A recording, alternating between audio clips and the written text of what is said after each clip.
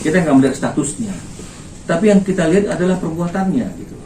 Apakah jika kemudian pelaku kejahatan itu misalnya orang-orang yang kita anggap orang biasa gitu ya misalnya, terus apakah kemudian kita karena melihat sosoknya yang seperti itu kemudian kita kasihan, terus kemudian kita mengabaikan perbuatannya yang melanggar hukum? Nggak seperti itu dong, Bung.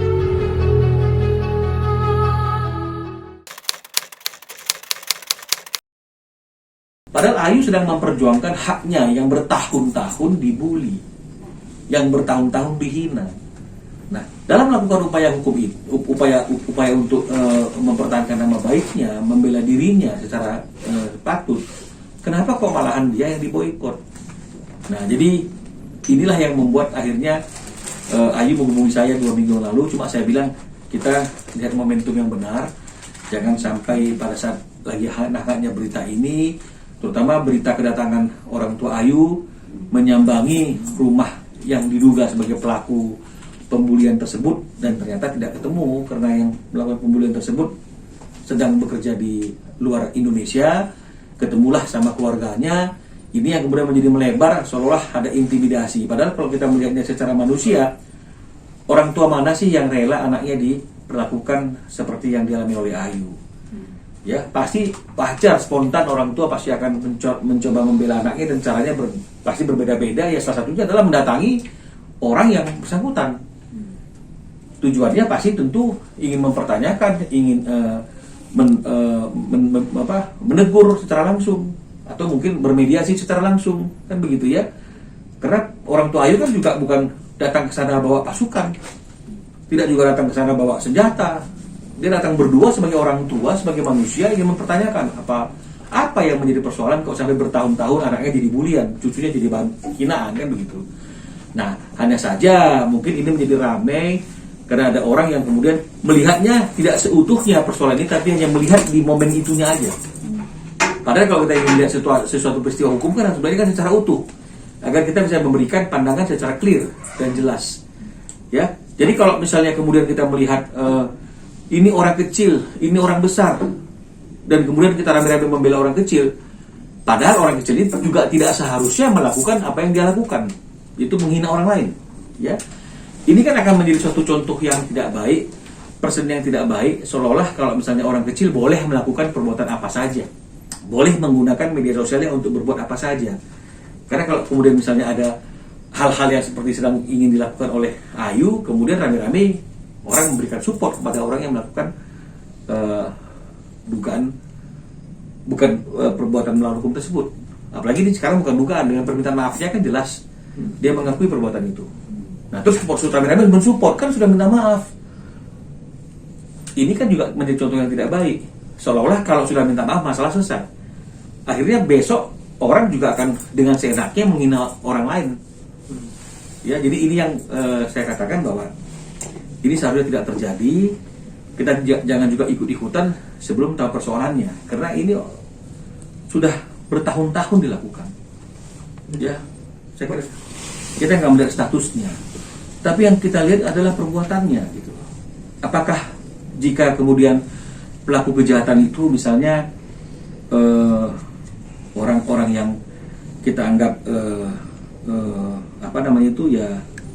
orang biasa gitu ya misalnya, terus apakah kemudian kita karena melihat sosoknya yang seperti itu kemudian kita kasihan, terus kemudian kita mengabaikan perbuatannya yang melanggar hukum? Nggak seperti itu dong, hukum.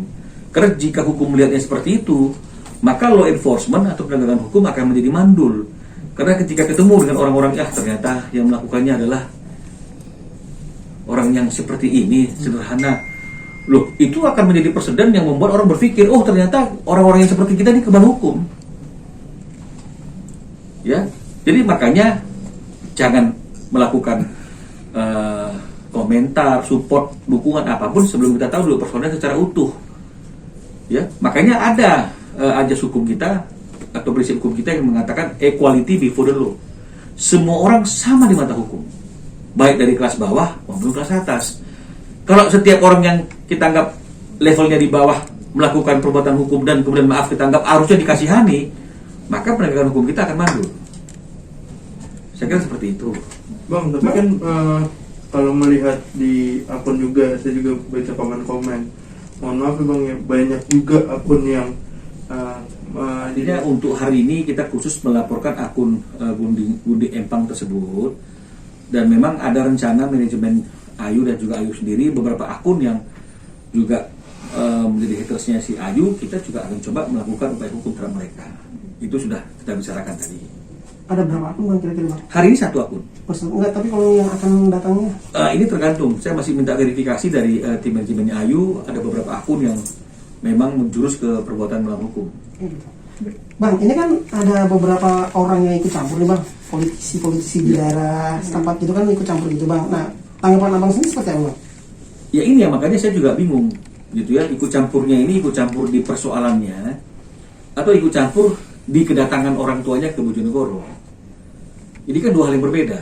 Ya, kalau misalnya mengomentari terkait dengan masalah kedatangan orang tua Ayu ke Bojonegoro di dalam PPKM, ini kan bukan lockdown, ini kan PPKM. Ya, meskipun operasi atau kegiatan kita dibatasi kan hanya boleh dibilang esensial dan kritikal, tapi yang dilakukan oleh orang tuanya Ayu kan bukan melakukan usaha atau kegiatan, tapi melakukan perjalanan.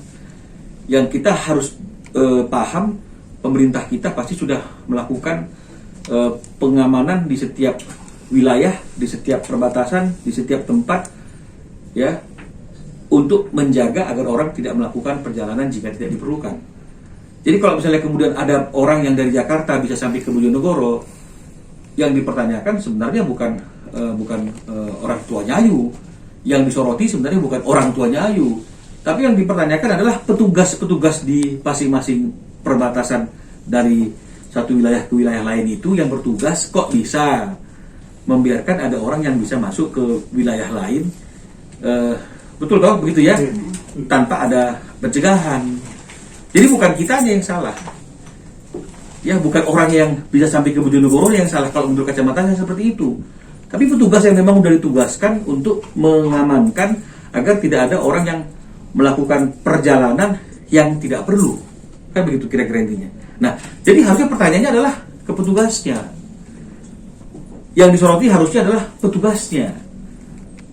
Karena kalau misalnya kemudian itu benar-benar pengamanannya dilakukan dengan ketat dan benar, saya kira pasti tidak akan sampai dong orang tuanya di Bojonegoro.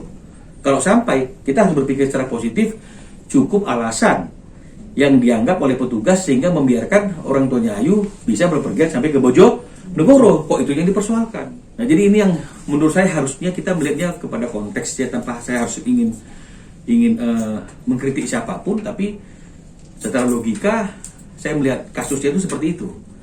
Ya, kalau memang misalnya ada perjalanan, kok boleh dia berjalan gitu? Ya, pertanyaannya adalah petugasnya sudah memverifikasi apa tidak? Karena kalau petugasnya bersikap tegas dan menganggap pergerakan atau perjalanan ini tidak diperlukan dan tidak diizinkan tanpa tujuan yang jelas, harusnya dilarang. Tapi kalau sudah sampai di sana, kita harus berpikir mungkin sudah clear mengenai masalah regulasi yang berkaitan dengan masalah PPKM sehingga dia bisa berjalan, kan begitu artinya. Sama seperti saya juga PPKM kemarin sedang di Medan, terus kemudian sekarang ada di Jakarta. Bisa saja orang mempertanyakannya, kenapa kok bisa?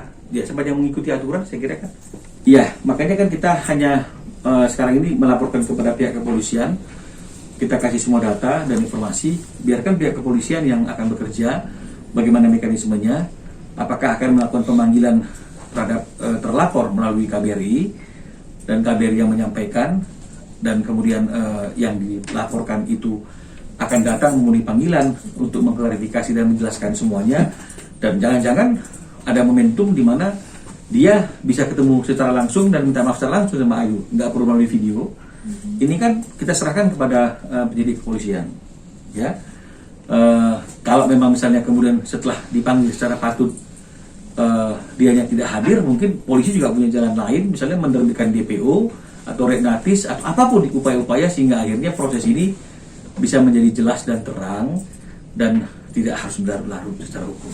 Pemirsa, demikian kabar terbaru dari dunia hiburan tanah air. Jangan lupa like, comment, dan subscribe SG Entertainment untuk menyaksikan video-video selanjutnya. Sampai jumpa.